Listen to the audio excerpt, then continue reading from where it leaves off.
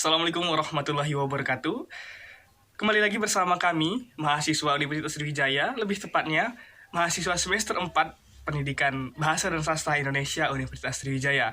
Pada kesempatan kali ini, kelompok kami dalam mata kuliah Belajar dan Pembelajaran akan membagikan ilmu kepada teman-teman mengenai 4 pilar belajar menurut UNESCO dan implikasinya dalam pembelajaran bahasa. Baik, sebelum kita memasuki pembahasan, saya akan memperkenalkan anggota kelompok terlebih dahulu. Pertama, perkenalkan saya Abi Firgiawan. Selanjutnya ada Nadia Septiariga, Diti Juliana, Alfrida Ardianti, Yasmin Anisha Aulia, Khotamar Kusuma Dinata, M. Rofiqur Rahman, Amrina Rasyada, Robiatul Adawiyah Asmi, Alfira Maharani, Siti Jolian Novianti, Dafran Al-Hajj, Maya Sari Dwi Astuti, dan Fatima Rehana yang akan memaparkan materi pada kesempatan kali ini. Baik, sebagaimana judul materi kita pada hari ini, yaitu 4 pilar belajar menurut UNESCO dan implikasinya dalam pembelajaran bahasa, tentunya kita akan mencari tahu apa atau siapa sih UNESCO ini. Baik, UNESCO ini adalah United Nations Education Scientific and Cultural Organization yang merupakan sebuah organisasi independen yang berada di bawah naungan Perserikatan Bangsa-Bangsa. Organisasi UNESCO merupakan sebuah organisasi fungsional sebagaimana klarifikasi dari organisasi yang keanggotaannya tidak terdiri dari negara bangsa manapun. Disebut sebagai sebuah organisasi independen karena terlepas dari pengaruh negara manapun dan pengelolaannya bersifat mandiri, walaupun tetap berdasarkan arahan dan prinsip dari PBB. UNESCO secara sederhana merupakan organisasi internasional Perserikatan Bangsa-Bangsa yang membidangi bidang pendidikan, ilmu pengetahuan, dan kebudayaan. Tujuan dibentuknya organisasi ini yaitu untuk mendukung keamanan dan perdamaian dengan mempromosikan pendidikan, ilmu pengetahuan, dan kebudayaan. Nah, selain itu, UNESCO ini memiliki misi, yaitu melindungi dan mengamati ketiga bidang yang menjadi fokus daripada organisasi tersebut. Ya, kembali lagi kepada yang telah saya sampaikan sebelumnya, yaitu pendidikan, ilmu pengetahuan, dan kebudayaan. Baik, setelah kita mengetahui apa dan siapa itu UNESCO, selanjutnya kita akan memasuki materi inti yang terdiri dari definisi pilar pendidikan UNESCO, jenis-jenis pilar pendidikan UNESCO, indikator pilar pendidikan UNESCO dan implikasinya dalam pembelajaran bahasa. Baik, saya serahkan kepada rekan-rekan saya untuk menjelaskannya. Selanjutnya, definisi pilar pendidikan UNESCO. Dalam kamus umum, pilar dapat diartikan sebagai penyangga suatu bangunan atau penguat dari beton dan sebagainya. Sementara itu, Zainul Bahri mendefinisikan pilar sebagai sesuatu yang dapat dipakai untuk keindahan atau keserasian, juga sebagai penunjang untuk kegiatan. Kemudian, terkait pengertian pendidikan itu sendiri, M.J. Langeveld mengemukakan bahwa pendidikan merupakan segala usaha, pengaruh, perlindungan, dan bantuan yang akan diberikan kepada peserta didik dengan tujuan pendewasaan anak. Dengan demikian, dapat kita simpulkan bahwa pilar pendidikan merupakan suatu tiang atau penunjang dari suatu kegiatan usaha, pengaruh, pelindung, dan bantuan yang akan diberikan kepada peserta didik dengan tujuan pendewasaan anak. Terkait hal ini, UNESCO sebagai lembaga yang mengurusi masalah pendidikan di bawah naungan PBB mengemukakan bahwa keberhasilan pendidikan itu diukur dari hasil 4 pilar pengalaman belajar.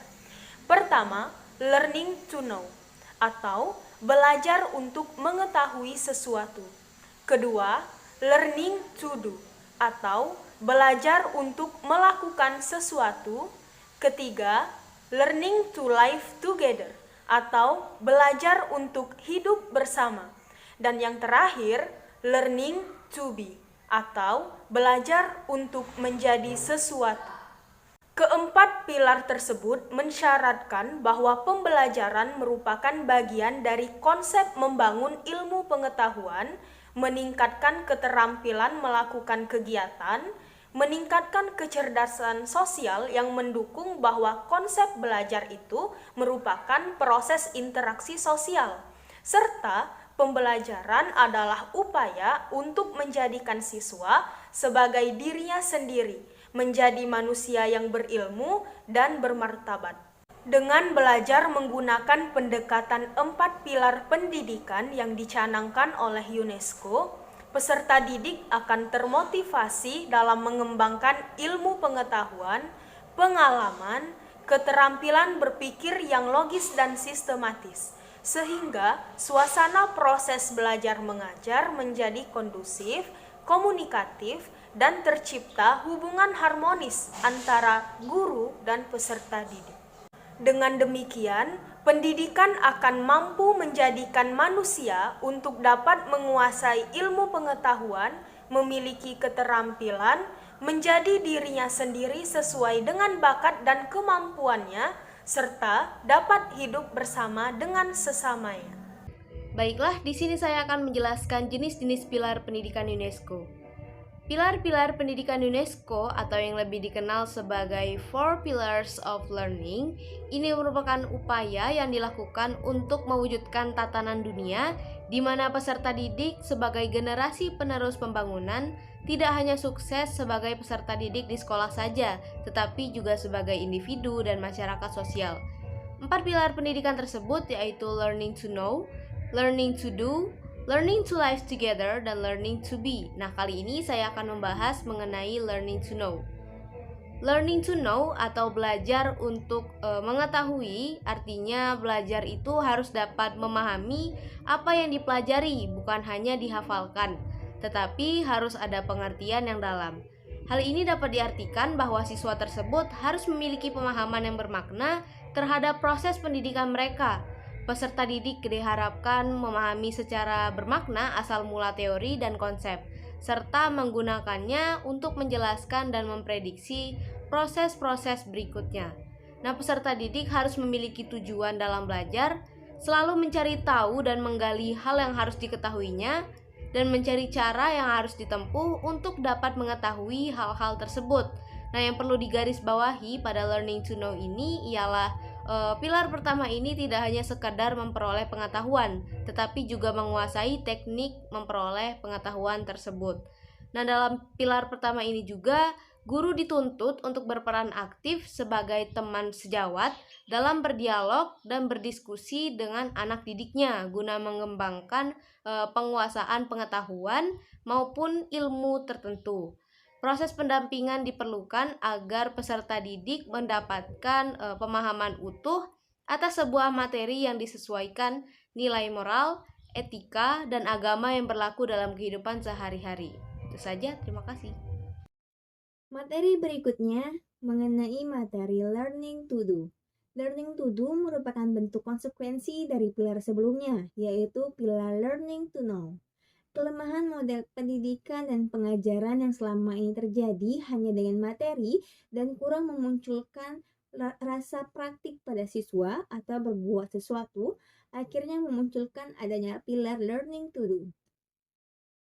Pilar learning to do ini lebih menekankan kepada bagaimana peserta didik dapat mempraktikkan segala sesuatu yang telah dipelajari dan mengadaptasikan apa saja yang telah didapat dengan pendidikan atau pekerjaannya di masa yang akan datang. Belajar pada konsep learning to do bukan hanya sebatas memikirkan, mendengarkan, dan melihat dengan tujuan akumulasi pengetahuan, namun lebih menekankan kepada bentuk praktik atau bentuk berbuat sesuatu. Learning to do bukan bermaksud kemampuan berbuat mekanis tanpa adanya kepemikiran. Dengan demikian, peserta didik akan terus belajar bagaimana caranya untuk memikirkan dan menumbuh kembangkan teori atau konsep intelektualnya. Learning to do berlandaskan dari perkembangan teori learning by doing yang menekankan bahwa siswa perlu dilibatkan belajar dan berkomunikasi secara langsung agar mampu dalam memecahkan suatu permasalahan. Baik, materi selanjutnya yaitu learning to live together. Pilar ini menekankan pada kebiasaan hidup bersama, saling menghargai, terbuka, memberi dan menerima yang perlu dikembangkan sebagai hasil dari proses pembelajaran dan dapat dijadikan bekal yang mampu berperan dalam kehidupan. Manusia merupakan makhluk sosial, pasti adanya interaksi antara satu dengan yang lainnya. Maka, pilar ini biasanya diterapkan melalui pembelajaran kooperatif dan kolaboratif, sehingga terdapat hal-hal yang dicapai seperti 1. Peningkatan keterampilan bekerja sama, 2. Kepercayaan diri yang lebih baik, dan yang ketiga, peningkatan prestasi belajar. Yang selanjutnya, learning to be, belajar untuk menjadi sesuatu. Learning to be mengandung arti bahwa belajar adalah proses untuk membentuk jati dirinya sendiri. Oleh karena itu, pendidik harus memfasilitasi peserta didik agar belajar mengaktualisasikan dirinya sendiri sebagai individu yang berkepribadian utuh dan individu yang bertanggung jawab. Sebagai individu sekaligus sebagai anggota masyarakat. Di dalam learning to be mengandung prinsip-prinsip antara lain. Yang pertama, berfungsi sebagai andil terhadap pembentukan nilai-nilai yang dimiliki bersama. Selanjutnya, prinsip yang kedua atau yang terakhir, yaitu menghubungkan antara tangan dan pikiran, individu dengan masyarakat pembelajaran, kognitif maupun non-kognitif, serta pembelajaran formal dan non-formal. Baiklah, di sini saya akan melanjutkan pemaparan materi mengenai pilar-pilar pendidikan UNESCO, yakni dalam aspek learning to know atau belajar untuk mengetahui. Yang pertama yaitu menguasai dan mendapatkan materi. Yang kedua mencari informasi dari lingkungan sekitar dan sumber yang beragam. Yang ketiga merespon sumber informasi baru. Yang keempat mengembangkan rasa ingin tahu. Dan yang kelima, memanfaatkan sumber belajar. Indikator yang kedua yaitu learning to do atau belajar untuk berbuat. Learning to do mengupayakan peserta didik agar mau dan mampu berbuat untuk memperkaya pengalaman belajarnya, sehingga mampu menyesuaikan diri dan beradaptasi dalam masyarakat. Maka, indikator yang terdapat dalam learning to do ini yaitu yang pertama, mengkaitkan pelajaran dengan kompetensi. Yang kedua, menjembatani pengetahuan dan keterampilan. Yang ketiga, mengaplikasikan pemahaman dan bertindak secara kreatif. Learning to do ini sebagai bentuk aktualisasi dari materi yang didapatnya, yaitu berkarya dan berbuat. Berkarya berdasarkan kompetensi yang dimilikinya, dibarengi materi yang didapatnya. Dengan berkarya, tidak saja membuat mandiri, tetapi juga dapat membantu orang lain melalui karyanya tersebut. Yang keempat, meningkatkan problem solving atau mengidentifikasi masalah serta menemukan solusi yang kreatif untuk mengatasinya. Dan yang terakhir yaitu mengaplikasikan ilmu yang diperoleh. Pilar-pilar pendidikan UNESCO selanjutnya adalah learning to live together. Learning to live together atau belajar untuk hidup bersama. Learning to live together memiliki beberapa indikator. Indikator yang pertama yaitu adalah menerapkan nilai-nilai kebersamaan. Contohnya seperti membantu teman saat sedang kesusahan. Indikator yang kedua yaitu adalah memiliki kemampuan untuk hidup bersama dengan anak-anak yang berbeda agar anak-anak dapat menghargai perbedaan. Yang ketiga yaitu adalah belajar menghargai perbedaan pendapat. Dengan cara ini diharapkan siswa dapat lebih menghargai perbedaan pendapat. Materi selanjutnya akan disampaikan oleh rekan saya. Setelah mendengar penjelasan sebelumnya tentang learning to be atau belajar untuk menjadi sesuatu yang mengandung arti bahwa belajar adalah proses untuk membentuk jati dirinya sendiri, maka indikator yang terdapat learning to be ini adalah yang pertama, mengenal kekurangan dan kelebihan diri sendiri. Untuk menjadi sesuatu yang lebih baik, kita perlu mengenali sendiri apa saja kekurangan dan kelebihan diri kita.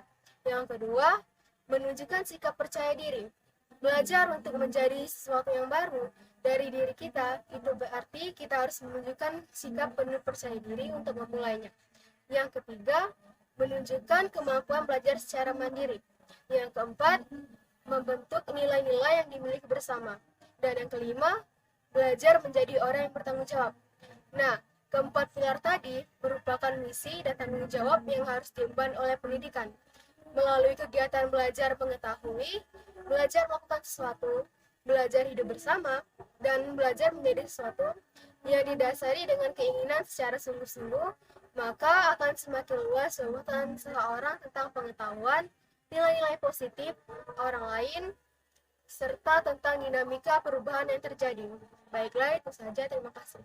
Baiklah, materi pertama yaitu Learning to Know.